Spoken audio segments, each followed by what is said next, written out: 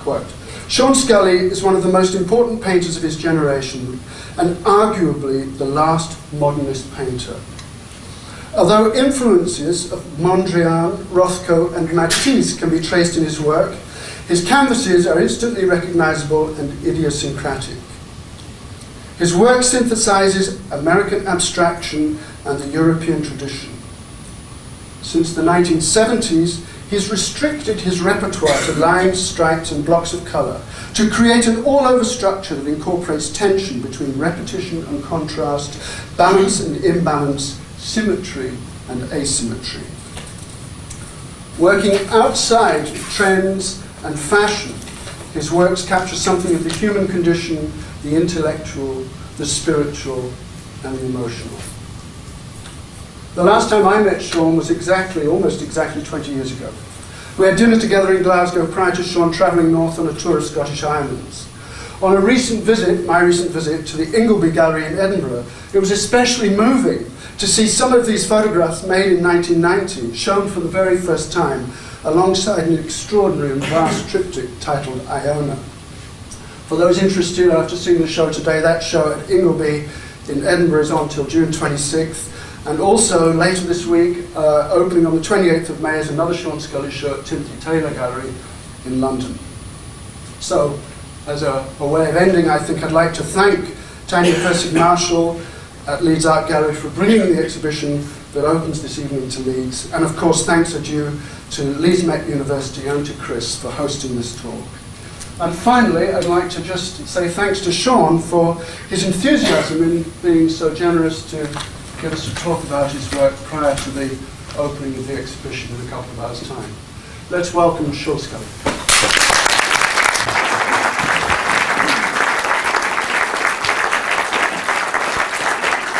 Thank you.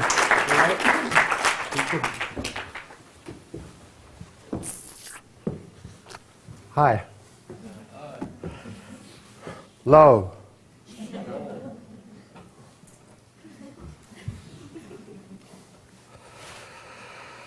Cheeky northerners. Okay, so I will start by saying that the lights are too bright, and follow on by saying that these were the paintings that I made when I first went to New York. As a way of preamble, I will just describe briefly my artistic history, which is that when I was in my 20s, I was making figurative paintings. And when I say that the lights are too bright, it's not actually an option to leave them that way. It's not a suggestion or anything like that, you know. It's more like I'm the Tsar and I want the lights down. Okay. Yeah. I mean, democracy is okay, you know, for some things. But not for giving lectures. So when I first went to art school, I was a very avid figure painter and drawer. So I'm a person who's made the journey between figuration and abstraction. And this will impact very strongly later in this talk. This will figure profoundly in a moment of crisis. The fact that I started off as a figure painter and I'm now, in fact, just going through all my early figurative paintings and drawings again, and I see how life can take you in a number of different directions and according to what context you're in, really, and who you meet and how things go. You know, you take a left or a right at a junction, you go one way, that leads to another thing, which in turn leads to another thing, which in turn takes you deeper into the consequences of that first left turn as opposed to a right turn. And I could have been quite happy as a figure painter. However, during the time that I was a young artist, internationalism, hippieism, was very rampant. The idea of universalism was very rampant, and I was extremely influenced by that kind of romantic idealism, the unifying of the world and trying to find what is in fact a basic, primary, primal language. This is, in my opinion, the reason abstraction was invented, and it's no coincidence that it accompanied the Russian Revolution. It's absolutely tied to the idea of human family and finding a way to communicate directly and simply. So anyway, having explained a little bit about my history, I continue with this. This is a painting that's very typical of the period. These were extremely rigorous paintings. And I often think that the reason I was able to stay in New York, and the reason that a lot of European people who've gone to New York haven't been able to stay, is because they weren't willing to pay the price that I was willing to pay. They weren't willing to be as extreme as I was. I have two because I travel, see. I got two because I thought it'd be cheaper, but anyway, it's just caused me nothing but problems. Whatever. What was I saying? I forgot. Thank you. Yeah, when I went to New York, I think it's not that I was so fabulously talented. I was just more prepared to pay whatever price it was that needed to be paid in order to do it. And that, I think, is key to just about everything in life. You have to pay for what you want. And a lot of people have been to New York and they've stayed and they have left because New York has a way of chewing you up without you even realizing it. Suddenly you realize you've got no legs. And then you have to leave. And if I go to Rome, you know, I look at Rome, I'm sitting in a cafe in Rome, I think to myself, wow, how are you going to give this up? How are you going to go and live somewhere else after you've lived here? It's the most pleasantly humane, nurturing environment that I know of. So a lot of these countries that people come from, not especially England, are so pleasant, so beautiful, that of course people can't take it. You know, it's like eating sand. They just can't do it.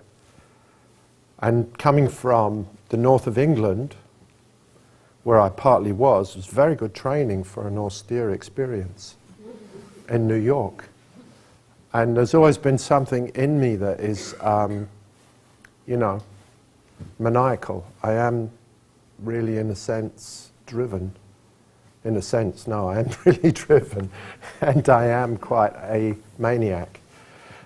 And it was clear that I was going to be able to stay. This painting actually is called Stay. It's dedicated to a very beautiful song written by Maurice Williams called Stay, which has been covered by a lot of people. And the idea was just to stay with what I was doing. I was talking to myself, really. These paintings were horizontally striped, and they were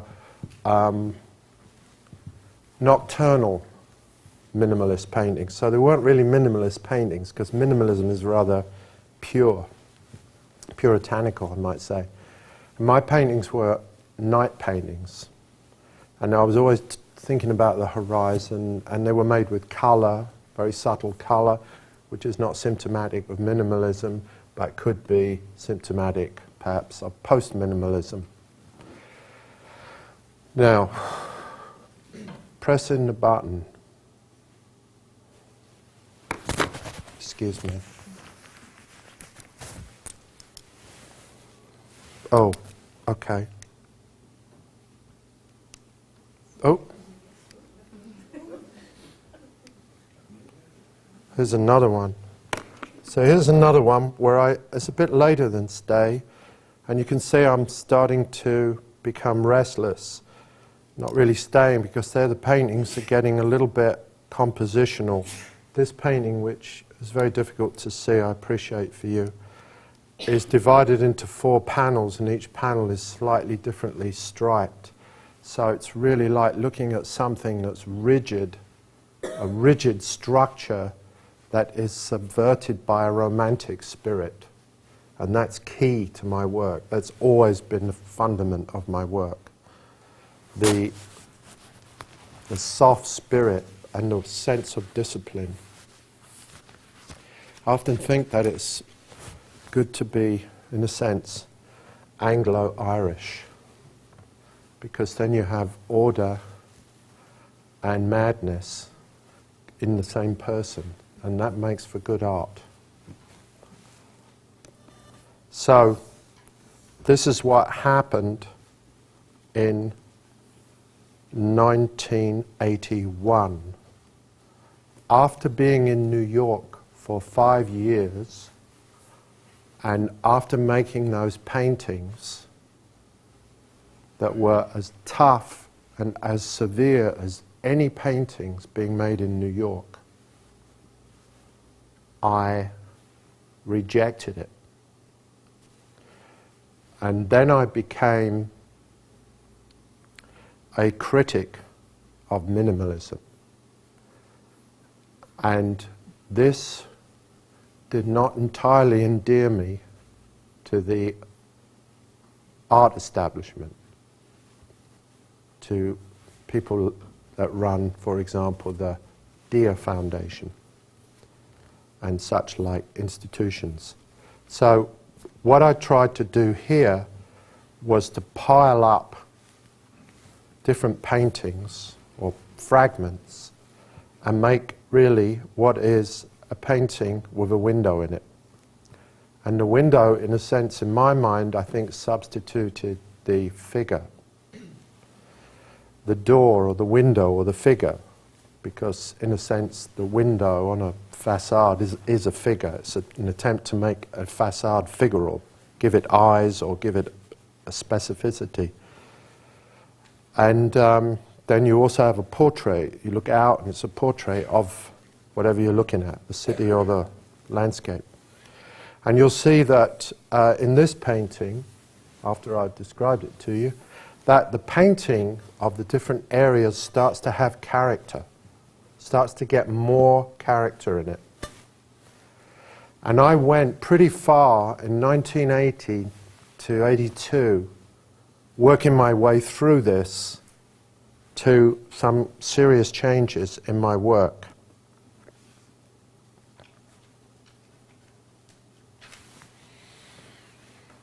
Oh, I turned it off, sorry. This one is called Araby. The other one, by the way, was called Come and Go, which is named for Beckett. So it's these things that are coming and going. You know, I start to use scale to create a longing for distance, whilst the distance is simultaneously held as flat. It cannot become sentimental because the canvases are all different, so they are concrete. So there I'm mixing up, in a sense, concrete with illusionism, which again is based on a contradiction. So a lot of things in my paintings are pulling in separate directions. Here you see this one, Araby. It's named after a poem by Joyce, and short story, by Joyce. And you'll see that the orange area is scraped out. The middle area, where the black and white lines hit the red and grey, is not a separate canvas. So the concreteness of the paintings starts to give way to a strong sense of figuration. And what is important to point out at this juncture is the power or the influence of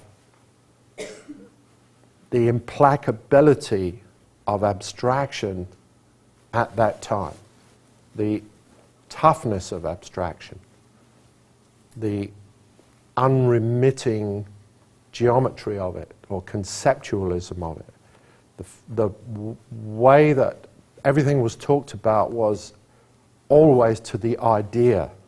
It had to be very close to the idea, and if not, it became decadent, bourgeois, sentimental, romantic, wayward, figural.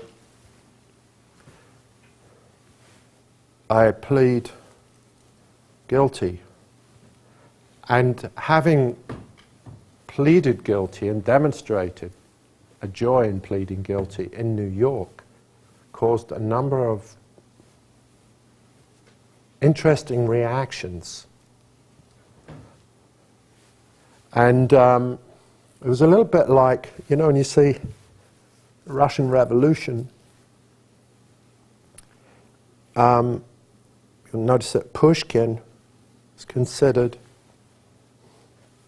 decadent because it's emotional.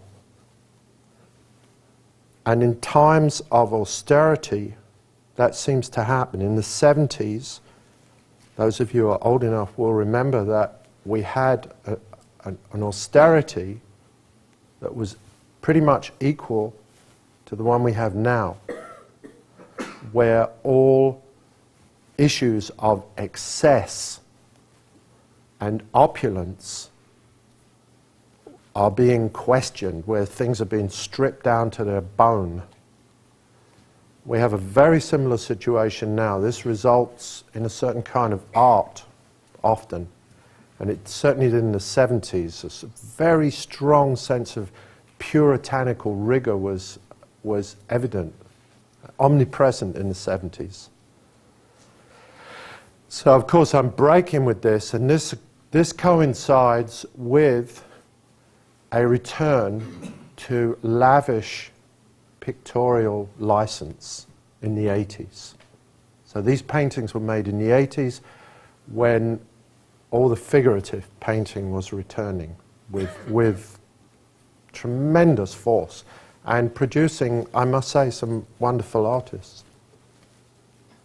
And my work retained its basic abstract premise. But you see with this little painting, which is a very small painting, about the size of a book, has a little step in it. It was a long painting, and I thought it was too long, so I cut a bit off. And I didn't really know what to do with the bit that I'd cut off. So I stuck it on top of the painting, and that made a step. That was the thickness of the painting. It's kind of a tautologist argument, if you like that kind of thing. It's actually an unreasonable thing to do because it has nothing to do with mathematics either, because you can see that the part on the left is different in size to the part on the right, so I wasn't doing any counting. It just went black, white, black, white, black, white. And it was painted over many times, and I was looking at African masks, and I was trying to make something that was referential, yet somehow not sentimental. This was really my struggle. Let's see what else I got for you. This is a real good one. This one is called Blaine. And my titles, of course, were extremely evocative, descriptive. I was doing all the things you weren't supposed to do with abstraction at this point. And I called this painting Blaine because I'm sure in my private life there was a lot of blame. And I was doing a lot of things that I shouldn't be doing. But anyway, the painting, every part of the painting was blaming every other part of the painting. That was the idea.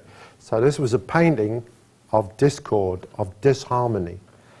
And you can see it's made out of bits and pieces. Now, I come to the point, I tell you two things, two anecdotal things. And, you know, if it becomes boring, you can just leave. Or not. And one of them is that I had a huge crisis after the 80s about whether to reconvert or return to figurative painting, because I'd pushed these abstract paintings to the point where they were so extreme, they were almost apocalyptic. They were kind of like the work that would be left after an upheaval. Whether to do that or whether to make my work abstract but able to communicate so that people could actually feel it and love it and experience it and get something out of it, because in the end, it's always the people that decide. And it's interesting to me that when I was a young artist, I always favoured Rothko over Barnett Newman. But all the critics, the people who were in favour of conceptual painting, favoured Newman over Rothko, because Rothko was considered to be indecently sexually bourgeois in some way indecent, because his colour was exotic. The story of me converting after seeing the catalogue of Rothko is not true. The guy gave me the catalogue because I was already making abstract paintings. Otherwise he would have had to have been a mystic, which he was not. This moment also threw me back onto my own history, and I started to think about my figurative paintings. So what was I going to do? How was I going to save myself, and being a fairly confident person, abstract painting simultaneously? And I decided that if I painted like I used to paint when I painted figurative paintings, but I painted resolutely abstract paintings, I would break the logjam. I would open up the possibilities of expression and to be able to make something that people could actually feed off. Not something that could just be put into a group show that was making an intellectual point by some curator somewhere. And this is how I arrived at these paintings, and these paintings became associational to me. For example, the black and the white, I was thinking about African masks and bones on beaches, because I spent a long time on Long Island one summer. And there I was thinking in the blue about the sea and the horizon line, the inside the sea, the top of the sea, the colour of the sky, the earth, the sand, the colour of the earth, the redness of the earth, the yellowness of sand. And all these things were in these paintings, yet they were referring to a kind of constructivist tradition. And I remember at this time, a man came to my studio from the Boston Museum who's a specialist in 19th century painting, which is, of course, Romantic painting, and the Hudson River School. And he said, when he was in my studio, that he found my work disturbing because I misused suprematism. I misused it, which I have done. I have muddled it all up with other streams of thinking. I've muddled it up with landscape painting, figure painting, because you can see now that the bars start to have a sense of body weight.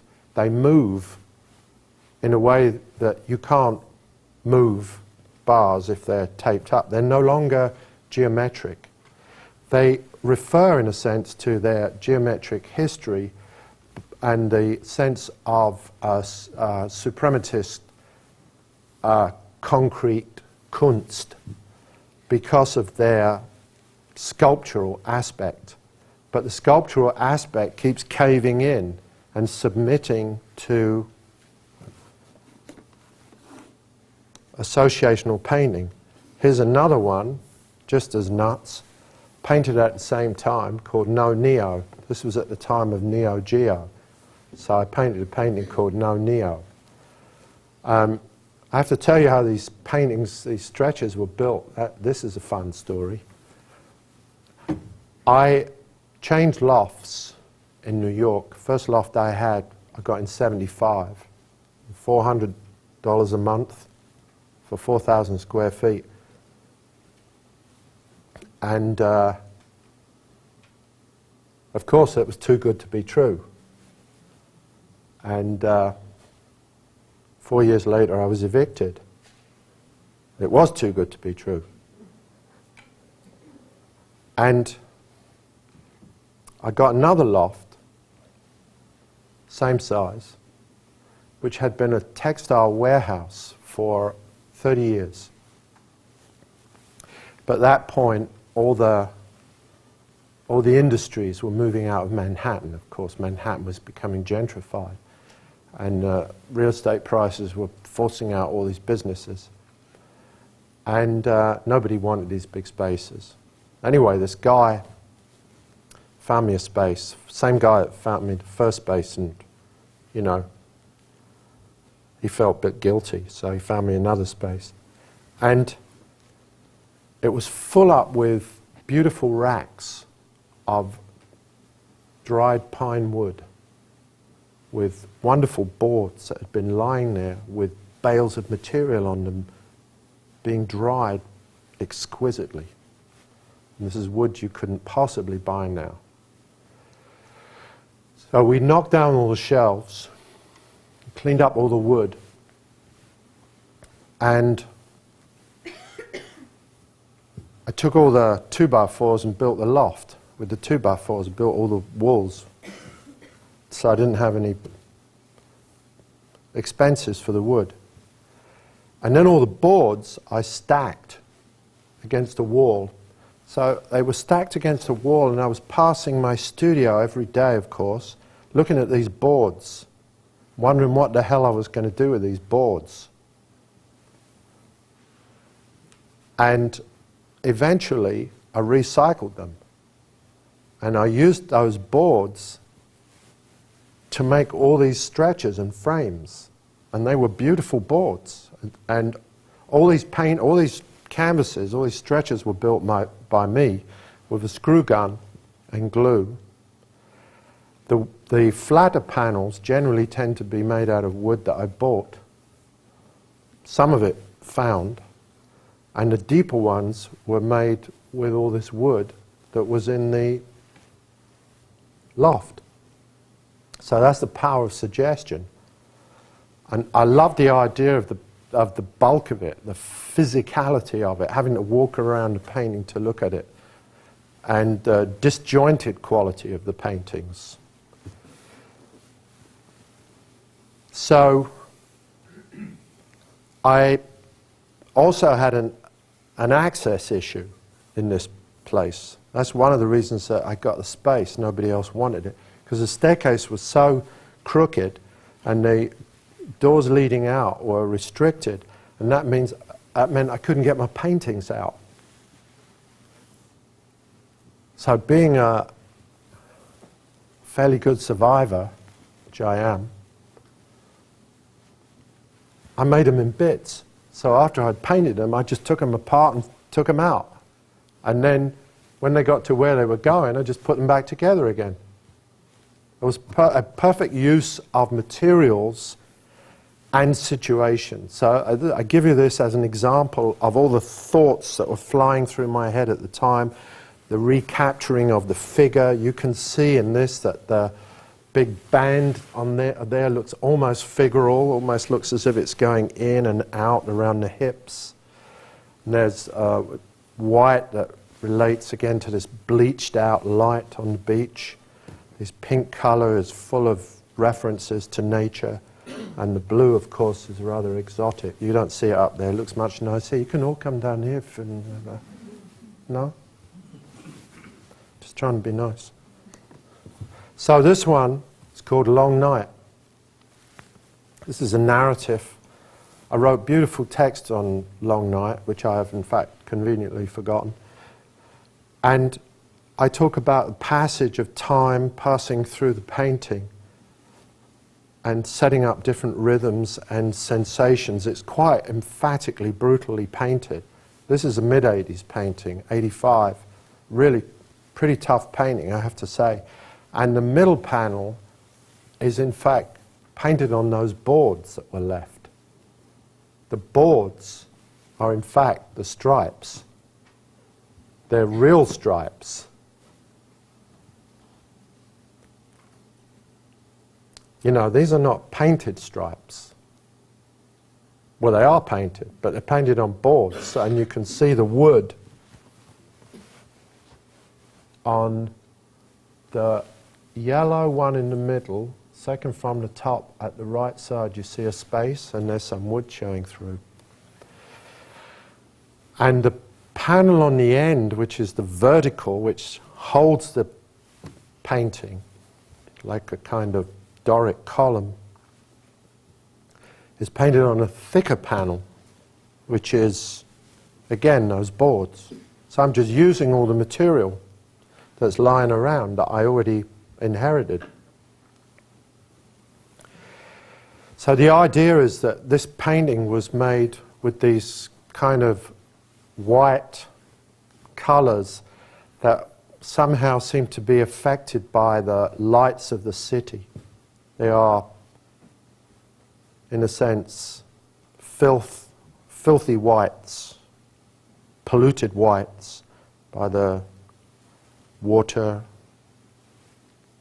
light reflected off buildings, yellow light, smog light. And I'm trying to tell a kind of a story through rhythm, through abstract rhythm of the passage of the night time, through the passage of a long night. So it's poetic painting, it's not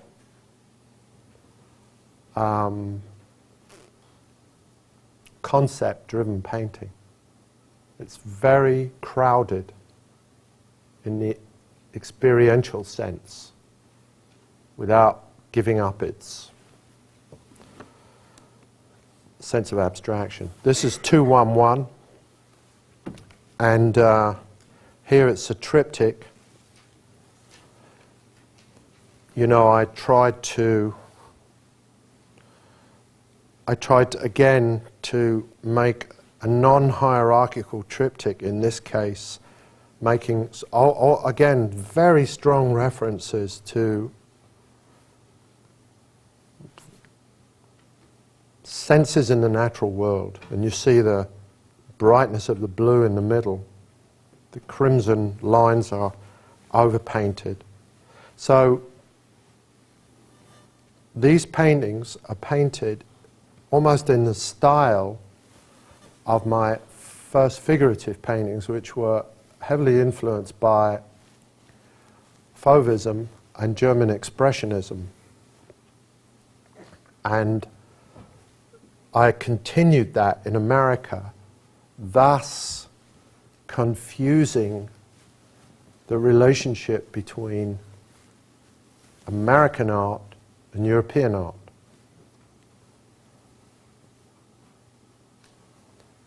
I once asked a distinguished speaker who was speaking in Oxford about conceptual art. If he thought that the difference between American conceptualism and European conceptualism, British conceptualism being something else, and very influenced by the theatre. But talking about continental Europe and America, if I asked him if he thought the difference was that American conceptualism was very image-driven, and European conceptualism was rather material-driven. And he said, no. But I think he said that just to be bitchy. But the truth is, that is the difference, which can be exemplified by any number of names. Boyce Cornelis versus Lawrence Weiner. So, here's another painting, painted in '86, again with massive panels in the middle, built from the same boards, and you see that the height is not a problem anymore in the sense that it's all wrong. Things don't fit. The inset on the right doesn't fit the space. It's just been pushed in there. And this is a painting that's, again, a painting of discord. And it's an homage to Matisse, who painted a painting called The Conversation, where he himself was dressed in his pajamas, which looked like a prison suit, being interrogated on the other side of the painting by his wife, who had no doubt a lot to interrogate him about. And it's a stiff painting and a very uncomfortable picture, but it is a masterpiece, and it's in Moscow. It's in the Hermitage, I believe. No, it's not in the Hermitage. But anyway, it's in Moscow somewhere, I think. If it's not in Moscow, it's in Russia. But anyway, it's not in Leeds, that's the main thing. So, that's a painting of these two figures unable to either achieve communication or resolution. And I was thinking about that theme, and I separated these two figural panels, and I stuck one at one end and one at the other end, and I put all this interference between them. So the painting has a real sense to it in terms of the title. It's not merely a design that looks nice, because actually, in a certain sense, it doesn't even look that nice. It's quite threatening. So as you can see, I'm trying at this point to give abstraction something that it hadn't had before, because it hadn't had this degree of reference, and whilst being implacably abstract, or this kind of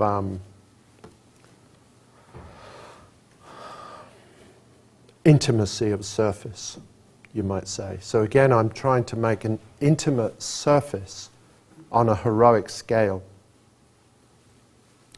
which I don't have a model for, not in abstraction. This painting is called Black Robe, painted in 1987. And I was reading the book Black Robe at the time. I was very impressed by it, about this journey up the Hudson. And you can see the top part is really just sketched in, and it has this very strange window in it, which causes a kind of swirling motion and stops the order in the painting, stops you just from looking from left to right. And it creates a kind of tension in the picture that's difficult. This painting is Pale Fire, painted in '88, again, making a reference to something outside abstraction by Nabokov. Wrote a masterpiece called Pale Fire.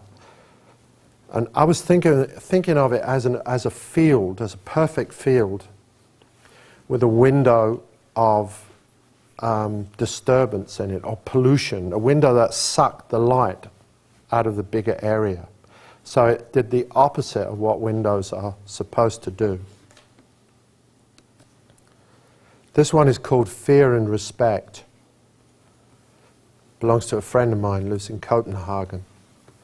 And the panel on the left is made of metal. So I'm trying to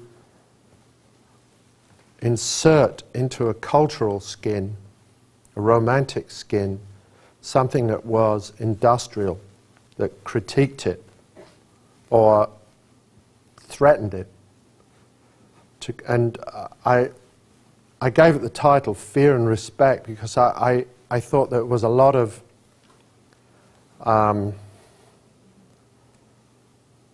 stress in the painting, with all this strange architecture that was patched together all around these two figures that were, again, isolated from each other, which is a very strong subject in the paintings of the 80s. This is Red Ascending, 1990, getting to the end of the 80s.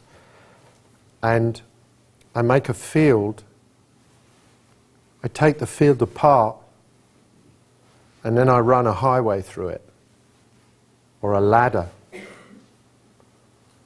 It has obviously spiritual connotations, the idea of ascending, the idea of a ladder, Jacob's ladder, the idea of going up.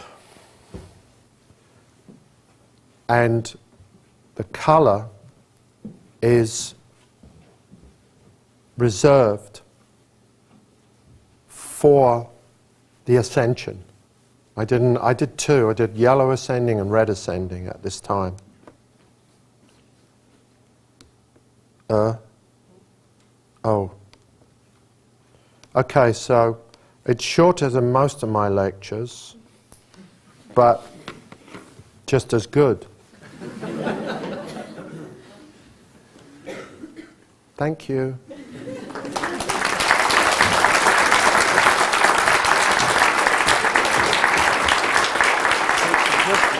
Yeah.